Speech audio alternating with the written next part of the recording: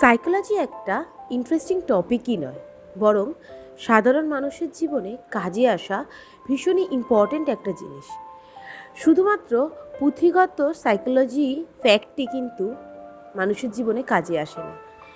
আমরা প্রতিনিয়ত জীবনে চলার পথে বিভিন্ন সাইকোলজিক্যাল ফ্যাক্ট ফেস করি।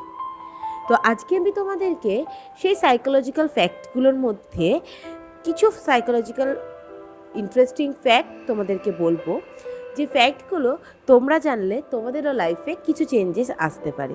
বা তোমরাও আরও যদি সাইকোলজিক্যাল ফ্যাক্ট জানতে চাও আমাকে কমেন্ট করবে, আমি তোমাদের জন্য আরও একটা ভিডিও বানাবো এর সেকেন্ড পার্ট। তো আজকে আমি তোমাদের সাথে সাইকোলজিক্যাল ফ্যাক্ট নিয়ে আলোচনা করব। সাইকোলজিক্যাল বিষয়টা শুধুমাত্র একটা সাবজেক্ট নয়, আমাদের জীবনের প্রতিনিয়তই কোনো না কোনো বিষয় সাইকোলজিক্যাল ফ্যাক্ট কাজে লাগে।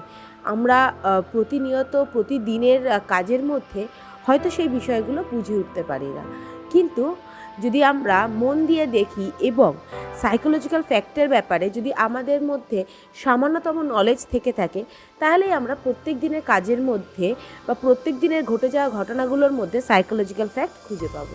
তো চলো বেশি কথা না বাড়িয়ে জেনে নিই সে সাইকোলজিক্যাল টিপসগুলো কী কী।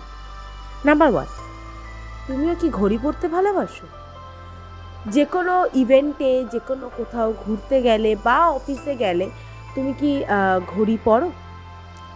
তোমরা যদি পরে থাকো আমাকে কমেন্টে জানাও কে কে পরো।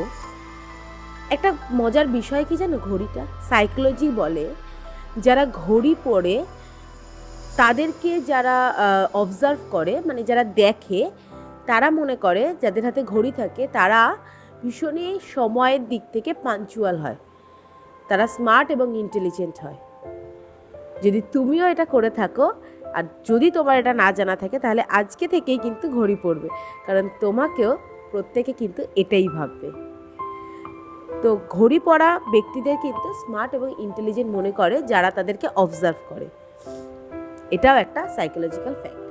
নাম্বার 2, তুমি যদি দেখো যে তোমাদের ফ্রেন্ড সার্কেলের মধ্যে, বন্ধু বান্ধবের মধ্যে, এরকম আমাদের মধ্যে অনেক সময় ঘটে থাকে যে বন্ধু বান্ধবদের মধ্যে কেউ একজন ভীষণ তাড়াতাড়ি এবং অল্প কথা বলেই নিজের কথাটাকে শেষ করে দেয়। যদি এরকম কেউ করে যে ভীষণ তাড়াতাড়ি এবং খুব অল্প কথায় নিজের বক্তব্য শেষ করে দিচ্ছে, তাহলে মনে করবে তার ভিতরে কোনো না কোনো সমস্যা রয়েছে। কেন?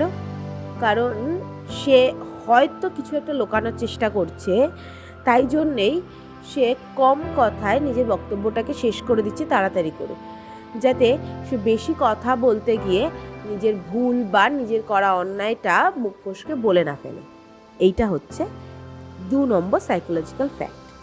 এটা যদি জানা না থাকে এটাও কিন্তু নোট করে নিও খাতায়। তো নাম্বার 3, দেখো আমরা কেউই না খারাপ সিচুয়েশান ফেস করতে চাই না। আমরা সবাই মনে করি খারাপ সিচুয়েশানটা জীবনে না আসাটাই হয়তো বেটার, কিন্তু খারাপ সিচুয়েশানটাই কিন্তু একটা ভালো সিচুয়েশান, মানে ভালো পরিস্থিতির আভাস দেয়।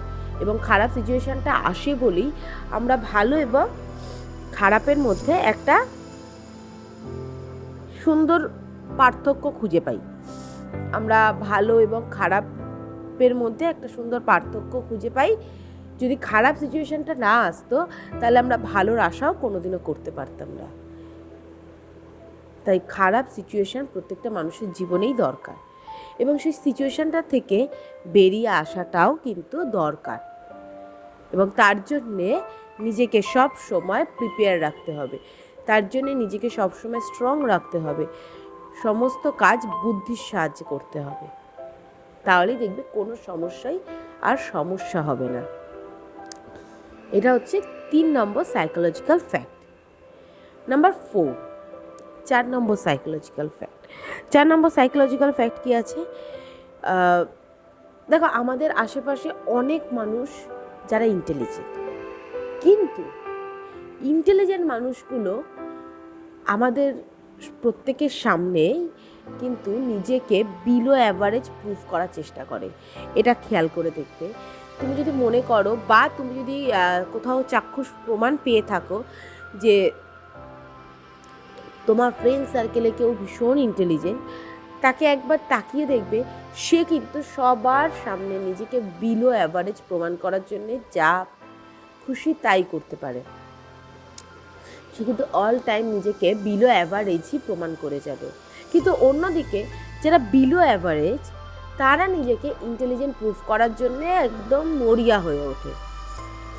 তারা প্রত্যেকটা ক্ষেত্রে নিজেকে ইন্টেলিজেন্স, জেন্টলম্যান এই ধরনের পার্সোনালিটিটাকে প্রুফ করার চেষ্টা করে, যেটা সে আদতেও নয়।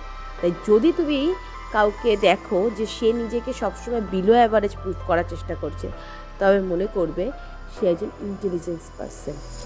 আর যদি কাউকে তুমি দেখো যে সে নিজেকে ভীষণ ইন্টেলিজেন্ট মনে করছে, তবে মনে করবে সে একজন বিলো অ্যাভারেজ পার্সন। কি এই টিপসটা জানা ছিল? যদি জানা না থেকে থাকেন এক্ষুনি নোট করে নাও, আর জানা যদি থাকে আমাকে কমেন্টে কিন্তু অবশ্যই জানাবে। তো 4 নম্বর সাইকোলজিক্যাল টিপস তো শেষ, এবার হলো 5 নম্বর সাইকোলজিক্যাল টিপস। আমরা না কখনো কখনো নিজেদের অনেক সময় নিজেদের কিছু ডিসিশান নিতে আমরা ভুল করি বা কিছু ডিসিশান নিতে পারি না। আমাদের মাথার মধ্যে হয়তো এটার একটা ভালো দিক খারাপ দিক সবই ঘুরতে থাকে, কিন্তু আমরা বুঝেই উঠতে পারি না এক্স্যাক্টলি কোন ডিসিশানটা নিলে আমাদের ঠিক হবে। তো সাইকোলজি বলে যদি তুমি তোমার ডিসিশানটা তোমার নিজের ভাষায় না ভেবে যদি ভাষা বদলে ভাবো, তাহলে অনেকটা ইজি হয়ে যাবে তোমার ডিসিশান নিতে। কারণ ভাষা পরিবর্তনে মানুষের মস্তিষ্কে চিন্তাভাবনার পরিবর্তন ঘটায় এবং ভাষার পরিবর্তনে বিষয়টাকে অন্যভাবে বুঝতে সাহায্য করে। তাই জন্যে যদি কোনো সিদ্ধান্ত নিতে খুব অসুবিধা হয়, তাহলে এই ট্রিকটা ফলো করো। অন্য কোনো ভাষায়, অন্য কোনোভাবে, অন্য কোনো ধরনে জিনিসটাকে বোঝার চেষ্টা করো যে কেন এটা হচ্ছে, কেন এই সমস্যাটা আমি ফেস করছি, যে কেন আমি এই কাজটা করব। এই ধরনের সিদ্ধান্ত নিতে যদি খুব অসুবিধা হয়ে থাকে, তাহলে তুমি চেষ্টা করো যতটা সম্ভব নিজেকে ধীর স্থির রাখা এবং নিজের মাইন্ডে সেই কথাগুলোকে একটু অন্য ভাষায় অন্যভাবে ভাবার। তাহলেই দেখবে তোমার সিদ্ধান্ত নিতে ভেরি ইজি হয়ে গেছে। নাম্বার 6 এবং লাস্ট সাইকোলজিক্যাল টিপস। তুমি যদি মনে করো যে তোমার একে তোমার কথা মানতে হবে, তোমার কথা শুনতে হবে, তবে তাকে তুমি যে কথাটা বলছো সেই কথাটা বলার সময় তার হাতটা ধরে তাকে ধীর স্থিরভাবে তাকে ভালো মুখে যদি বুঝিয়ে কথা বলো, সে কিন্তু তোমার কথা মানতে বাধ্য। এখন বলতেই পারো দিদি তুমি হাত ধরে কথা বলার কথা কেন বলছো? দেখো, আমরা কারোর ওপরে একটা জিনিস তখনই চাপিয়ে দিতে পারি যখন তাকে আমরা চিনি, জানি, সে আমাদের ভীষণই ক্লোজ কেউ হয়ে থাকলে তার ওপরেই আমরা দাবি করতে পারি যে তোমাকে এই কথাটা মানতেই হবে। তো সেই দাবিটাই করার জন্যে তুমি তার হাত ধরতেই পারো।